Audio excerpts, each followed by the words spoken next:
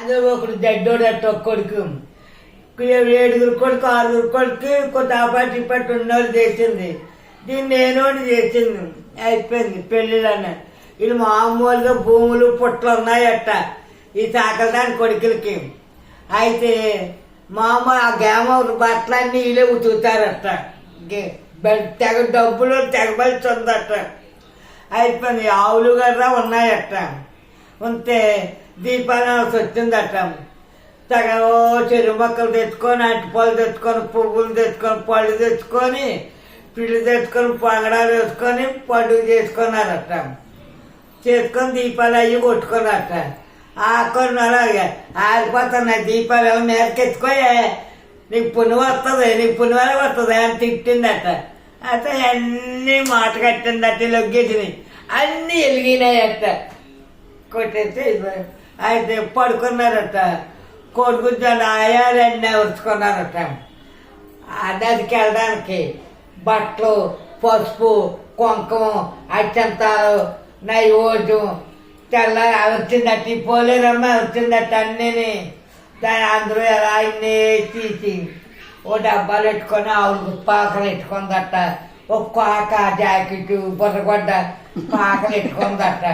మరి పోలి మా తాన్నానికి వెళ్ళి దీపాలు వెలిగించుకొని వస్తాం. ఇష్టం వచ్చి నచ్చుదేవికి ఇది కర్ర బుర్ర కర్ర దెబ్బకొట్టి అన్ని పారేసి నోంటిడ్డంతా కడిగేసి అన్ని తయారు చేసేసి కడిగేసి మా రాబోతాడికి ఏదో మా తినడానికి ఏదో తయారు చేయే మా వెళ్ళి వచ్చేస్తా ఉన్నా. అలాగే అత్తయ్య గబగబట్టి అన్ని తీసి పారేసిందట. కడిగించిందట. కడిగేసి అన్ని చేసేసిందట. అన్ని చేసేసి ఈ కోక పుష్పం వాళ్ళల్లా అక్కడ రాముడిపాటి రేవు కాడ ఆలు మొలుగుతున్నారట. ఇది పిల్లల దొడ్లో రేవు. ఈ షార్ట్ని వీళ్ళదే సాకలది గోనలు వీళ్ళే సాకలు గోన కాడ తాను ఆడేసి ఆ దీప వెలిగించేసి ఇక ఓ పారిపోయి ఏదో వండెట్టిందట. అయితే మనం తినేసాము. ఆ మంచనగా ఉన్నదేవనంత తినియే అన్నారు. అలాగే అత్తయ్య అనేసి ఇవన్నీ వండేసినవి అని అలొగ్గేసినవి అన్నీ ఆవులు లక్ష్మీదేవి వాటికి ఎడితే పాపానికి ఎట్లా పారేసేదట. ఆ కొండడికి ఊరుకున్నవి ఇది వేసుకొని ఇప్పుడు తినేదట. ఆ కిందనే పడుకుంటుందట. మొగ్గుని ఎడిదేస్తాడు అనుకోడు.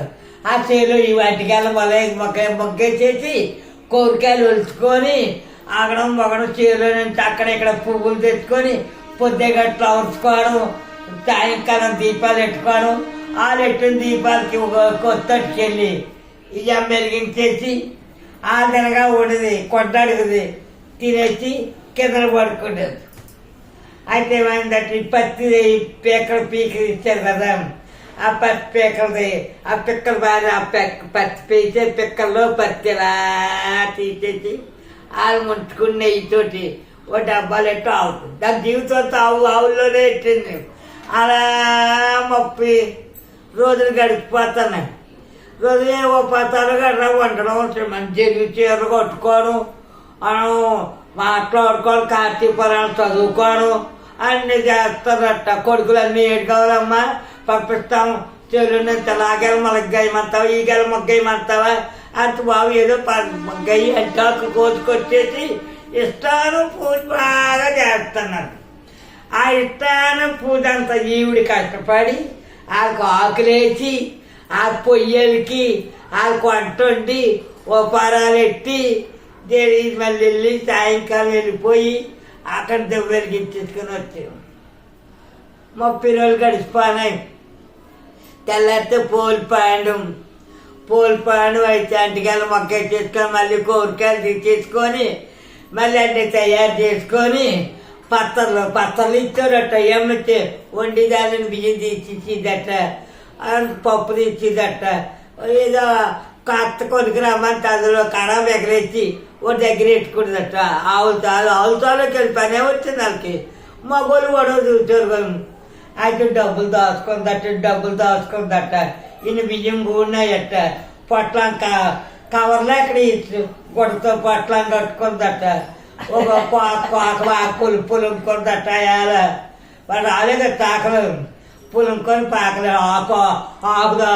ఆకులు తెచ్చింది, దాంట్లో ఒక ఆకు దాచేసిందట, ఒక కొబ్బరికాయ బండం దాచేసిందట, చీరది ఒక గుమ్మడి పండు తెచ్చిందట, తెచ్చుకుందట ఆవిడ వెళ్ళి. వీళ్ళు తయారైపోయినట్టు పట్టు చీరలు కొట్టుకొని నగలెట్టుకొని పెళ్ళాళ్ళల్లో ఉడుచుకొని 6 కోడళ్ళు అత్త వెళ్ళిపోతారు సార్. పోలిమో రాబోతాడికి ఏదో తయారు చెయ్యి, చిట్టుపూర్లు అంటారా, చిట్టుగారులు అంటారా, అన్నీ తయారు చెయ్యి, ఆకులు తెప్పించి అవి తెప్పించి చెయ్యి, నువ్వు ఇంటికాడ ఉండి అన్నీ చేసుకో అని చెప్పి అలాగే వస్తాయమ్మ. వీడు వెళ్ళి అక్కడ తానం వాడి గొడ్లు మార్చుకుంటున్నారట. ఆరేవుని ఈ చాకలపాలు కాడ నీళ్ళు చల్లి ముగ్గెట్టి ఆకేసి ఒత్తేసి బియ్యం వేసి గుమ్మడి పండు ఎట్టి కొబ్బరి బండం పెట్టి కొబ్బరికాయ ఎట్టి కలవ పువ్వులు ఎట్టి అన్నీ ఎట్టి కూకున్నాయి. దొడ్లో పెట్టాను పడదు అంటాను కదా, పెట్టాను పడలేదట, ఏడుస్తుందట. ఏ జన్మలో చేసుకున్నానో పాపము నన్ను, నాకు ఈ గతి నా పత్రం అందుకుని దిక్కులేదు, నన్ను ఏం చెయ్యాలా దేవుడా ఇష్టమూర్తి, నన్ను నలుగురిలో పుట్టించావు, అర్థమే ఎత్తున్నాను, నాకు ఇలా రావడం బాగుందా, నాకు దగ్గుడే దొరకాలా మగుడు ఎత్తుకుని వాళ్ళు అలా చేశారు అనేసి అన్నారు. ఓ ముసూలోడు దొడికెళ్ళి మన తట్టుకొని అనుకో పత్రకాడికి వచ్చినట్టు. ఆ పత్రకాడికి పోలేదు అనమాట. పత్రకాడికి అమ్మాయి ఎందుకు ఏడుస్తున్నావు, నిన్ను ఎవరు కొట్టారా, నన్ను ఎవరో కొట్టలేదు బాబాయ్, నన్ను ఎవరో తిట్టలేదు, నా పత్రం అందుకుని బతుకునేది కాదైపోయింది, ఏ బాపనాడైనా సూర్యుడైనా రాలేదు నా భర్త నా పత్రం అందుకోవడం. ఇంకా నీ పత్రం అందుకోవాలా, నువ్వు నెల 30 రోజులు చేసావా, నాకు తెలుసు అన్నాడు. అనుభూతానికి లక్ష్మీదేవి విష్ణుమూర్తి బంగారం రథం మీద కూకుడోని మధ్యన చోటి ఉడుకుంచి ఆ బంగారం రథానికి బంగారం పచ్చులు ఉన్నాయట, ఆ పచ్చులు ఏమైనా సమర్థం చేస్తున్నాయట. హరే కృష్ణ హరే కృష్ణ కృష్ణ కృష్ణ హరే హరే రామని దిగినాడు. పోలి నువ్వు ఏడ్చిన పనే వచ్చింది, లోపడి పెడుతుంది, ఎక్కువ రథం ఎక్కువ. మీరు ఇష్టమూర్తి లక్ష్మీదేవినా, నాది ఎక్కిదా, నానేం తెచ్చాను, నానేం దొంగతానని అత్తరు దొంగతనాన్ని నేర్చుకున్నాను. 6 ఏళ్ళు గర్భించి చేశారు వాళ్ళు, మహాగర్భాలతో చేశారు. దాన్ని ముట్టుకోను భయభక్తితో చేసావే మాయల్లారా, దాన్ని నిండు పేడం నీరైపోయి తీసిపోతా, తీసిపోతా ఎక్కాను. వాళ్ళు తీసుకెళ్ళాను, ఎక్కిందట.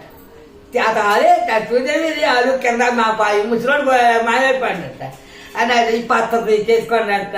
ఆ పక్కన ఎట్టాడట, ఆ పక్కన ఎట్టి లక్ష్మీదేవి రెక్కలెట్టుకొని మధ్యన ఒకటి పెట్టిందట, ఎగురుతుందట. అందులో ఏ కోళ్ళు అత్తో పోలి రథం మీద వెళ్ళిపోతుంది అత్తో అన్నదట.